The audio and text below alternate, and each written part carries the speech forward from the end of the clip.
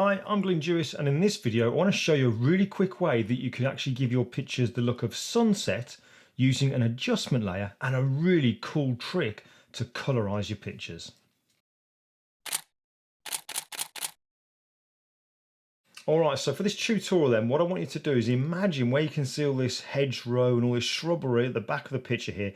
Imagine over on the left hand side there's a bit of a gap in between the actual hedgerow, and that's where the sunset, the light is shining through. So it's going to come through here, hit all these leaves and also a little bit on the water. So imagine that is where the gap is. So the first thing we're going to do then, let's add that little bit of a sun flare that's coming through. So I'm going to get my something like my elliptical marquee tool. I'll drag out an ellipse. I don't need to hold down my shift key to get a perfect circle, but you know, roundish will do, something like that. Then I'm going to get the hue and saturation adjustment layer, and you're going to see that the whole of this effect can be created by just using the hue and saturation adjustment layer. So it's really, really cool. So now that we've got that, I'm going to click on colorize, and we can see here this is what we've got. Obviously we don't want to have the sunset in that color, so we'll come over to the hue and we can start changing that now to get the color that we want. Now that's actually quite difficult to see at the minute, so let's just bring up the saturation. There we go. So now we can see it a lot clearer. Now we can play around with the hue slider here to get the kind of color that we want there. We can also come down to the lightness and bring that up a little bit as well. The great thing is, because this is an adjustment layer, we can always dive in later on and make some changes to it just to get it exactly how we want. So really don't worry about that just too much, getting it perfect straight away. Okay, so we'll leave it at that there. We can see at the moment this doesn't really blend in very well because the outline of this circle or this ellipse is very, very defined. So while we're in the properties of the hue and saturation, let's just click on the masking tab and we'll drag the feather all the way up and let's go to around about 250-ish, something like that. We can now get our move tool and we can drag it round in place. Now, because it's on its own layer, we've also drawn out this ellipse here. We've got this layer mask. We can actually come to edit and free transform. We get the transform handles around it so that we can, if we want to, resize it to whatever we want. We can also drag out to kind of change the shape of it if we want to as well. So let's just drag that up here. This is the kind of area that I want us to imagine there's a gap in the hedgerow, something like that. So we'll position it there for now. Now, if you wanted it brighter, what you could also do is come over to the layers panel. Let's just close that for a second. And rather than using the normal blend mode, you can change it from normal to screen. You can see the effect that has there. It does take a bit of the color out of it, so it's going to be your personal taste whether you leave it in normal, which looks kind of good, or you can change it to screen. Now, I'm actually going to leave it into screen at the moment because you'll see as we move through this why that's going to probably, I think, look best, but just experiment for yourself.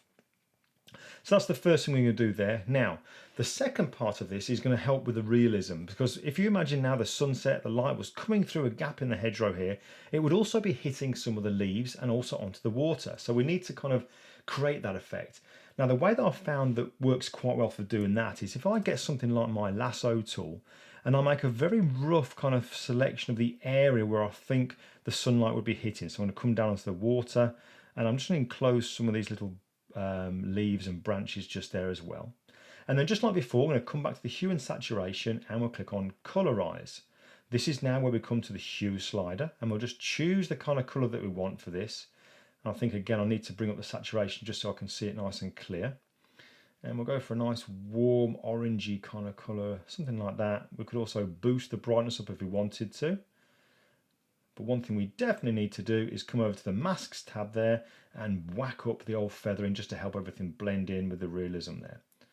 Okay, now this time, rather than using a screen blend mode, we're going to use one of my favorite blend modes for using with lighting effects, and that's color dodge. So let's change it from normal and we'll go to color dodge.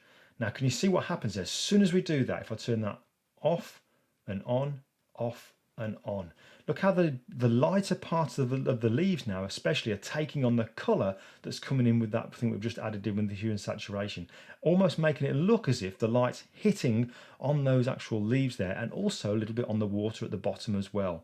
So that's really going to help with the actual realism there. Just like before, because it's on its own layer there, we can actually get the move tool and we can reposition it to where we want it to do. Like so. We could even double click to bring up the properties there of the hue and saturation and change the colouring of it if we wanted to as well. Increase the saturation just a little bit like so. But I absolutely love how that has the effect of brightening up parts of the leaves in here as well. as it would do if light was coming through and it would hit them. So you go before, before and after. Now, one other little thing I'm going to do, and this is a really cool way to add colouring into your pictures and totally transform the feel of them. Because I want this to make it look like it's sunset, and originally, if I show you here, although the camera captured it very flat and I've not managed to boost the colours up. So we can fake that by choosing another picture that we've got of some kind of scene where the sun was very, very strong. Now this picture here is of a stag that I photographed very early morning on a bright, bright sunny morning. So the colours are really kind of great for this, very, very vibrant, very warm tones. So what I'm going to do here then, and this is purely found out by experimentation and playing, which I highly recommend you do in Photoshop. Let's just get this layer and go to Filter, Blur, Gaussian Blur. And let's blur the heck out of it so that all the colours kind of blend in. So we get a layer of mash of colours there, but we can see very warm, very sort of like deep, warmish kind of colours there. Now we can use this.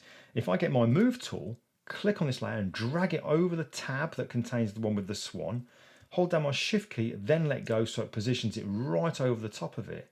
And now the great thing is I can then come in and use blend modes. So if I change it from normal to something like overlay, bang, look at the difference it makes there.